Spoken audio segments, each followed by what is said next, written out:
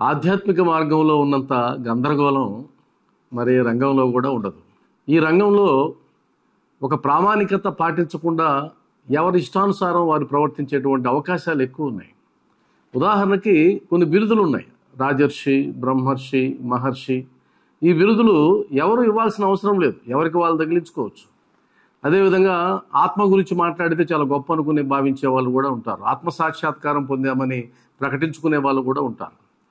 వీటిలో ఎంతవరకు నిజం, ఏది నిజం, అవి నిజమా కాదని ఎలా నిర్ధారణ చేసుకోవాలనేటువంటి విషయాల గురించి భక్తుడు కనుక తెలుసుకోకపోతే నిజంగా అయోమయ స్థితిలో పడిపోతాడు, మోసానికి కూడా గురవుతాడు. ఈ వీడియోలో తత్వదర్శి గురించి మాట్లాడదాం. ఎవరైనా సరే తమకు తాముగా నేను తత్వదర్శిని అని ప్రకటించుకోవడం, ఆ ప్రకటించిన దాన్ని నమ్మి వారిని తత్వదర్శిగా అందరూ పిలవడం, భావించడం జరుగుతూ ఉంది. ఎందుకంటే భగవద్గీత 4వ అధ్యాయం 34వ శ్లోకంలో చెప్పినట్టు తద్విద్ది ప్రణిపాతేన పరిప్రశ్నేన సేవయ ఉపదేక్షంతితే జ్ఞానం జ్ఞానిన తత్వదర్శిన అని శ్రీకృష్ణ భగవానుడు చెప్పాడు. శ్రీ సాయి సచరిత్రలో సాయిబాబా కూడా దాన్ని సమర్థించారు. అంటే తత్వదర్శి దగ్గరికి వెళ్ళి పరిప్రశ్న చేసి సాష్టాంగ నమస్కారం చేసి సేవ చేసి జ్ఞానాన్ని పొందమన్నారు. కాబట్టి తత్వదర్శి దగ్గరికి వెళ్ళి జ్ఞానాన్ని పొందమన్నారు. కాబట్టి ఆ తత్వదర్శి అని ఎవరైతే పేరు తగిలించుకున్నారో వారి దగ్గరికి వెళ్ళి జ్ఞానాన్ని పొందితే సరిపోతుంది కదా అనేసి వారు తత్వదర్శి కాకపోయినా పేరు చెప్తే సరిపోతుంది కదా అని అనుకుంటే కనుక పొరపాటు. అంటే తత్వదర్శిని అనుసరించవద్దని కాదు. ఒకవేళ ఎవరైనా తమకు తాము నేను తత్వదర్శిని చెప్పుకుంటే కనుక నిజంగా ఆ గుణాలు ఆయనకు ఉన్నాయా లేదా చెక్ చేసుకొని ముందుకు వెళ్ళడం అందరికీ మంచిది. కాబట్టి తత్వదర్శికి సంబంధించినటువంటి అంశాలు మనం మాట్లాడితే తత్వదర్శి తత్వాన్ని ప్రత్యక్షంగా అనుభవించిన వారు. తత్వం అంటే తత్ ప్లస్ త్వం, అది నీవై ఉన్నావు తత్వం. మనకు తత్వమసి, అహం బ్రహ్మస్మి ఇవన్నీ తెలుసు. అంటే పరబ్రహ్మ తత్వాన్ని ప్రత్యక్షంగా అనుభవించదగిన వారు, అనుభవించగలిగినటువంటి అర్హత ఉన్నవాళ్ళు తత్వదర్శులుగా ప్రకటించుకోవచ్చు. కాబట్టి అర్హత ఉన్నదా లేదా ముందు పరీక్షించుకోవాలి, తప్పేం కాదు.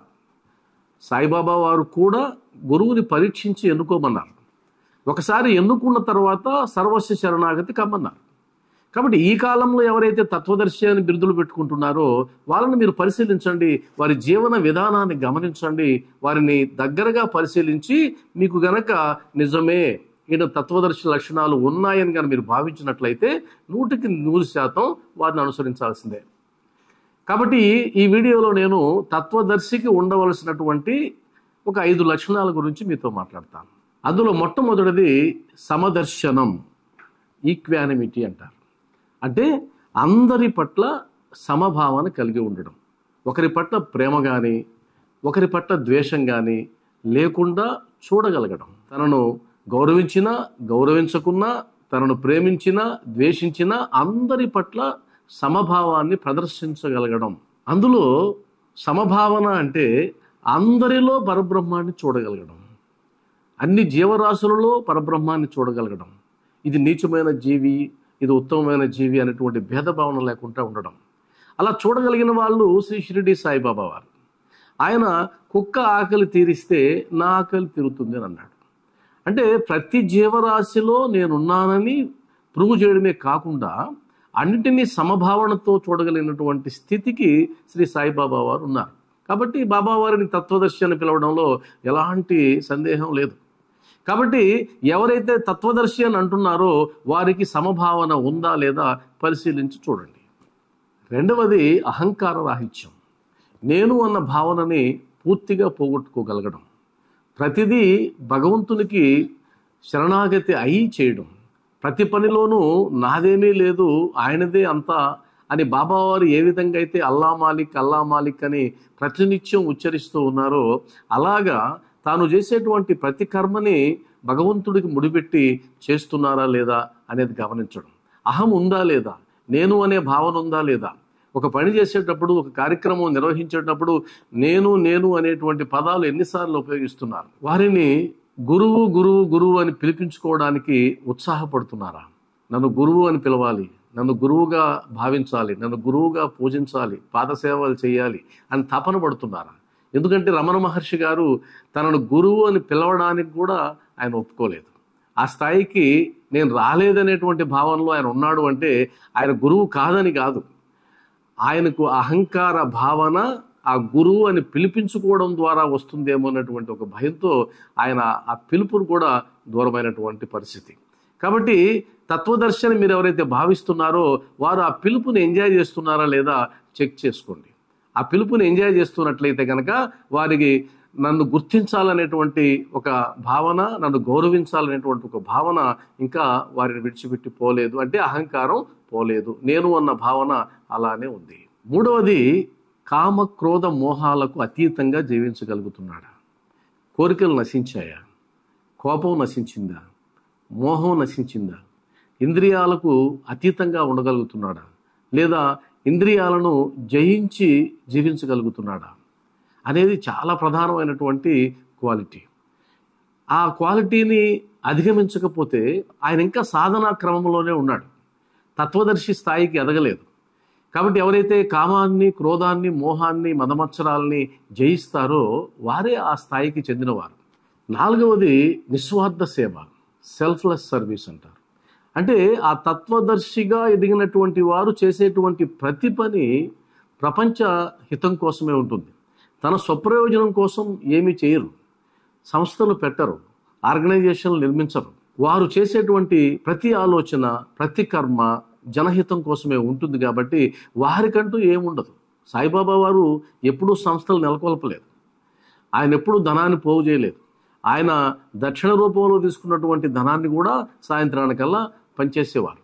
బాబా వారు నిస్వార్థ సేవా మార్గాన్ని ఎంచుకున్నారు. అలాగా జీవించిన వాళ్ళు ఎంతోమంది ఉన్నారు. శ్రీ రామకృష్ణ పరమహంస గారు, ఆయన ప్రతి కర్మ జనహితం కోసమే.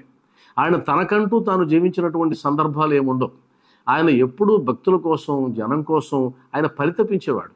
మీరు ఎవరినైతే తత్వదర్శి అని అనుకుంటున్నారో వారికి ఈ క్వాలిటీ ఉందా లేదా గమనించండి. ఐదవ లక్షణం, లోక మాయను జయించడం.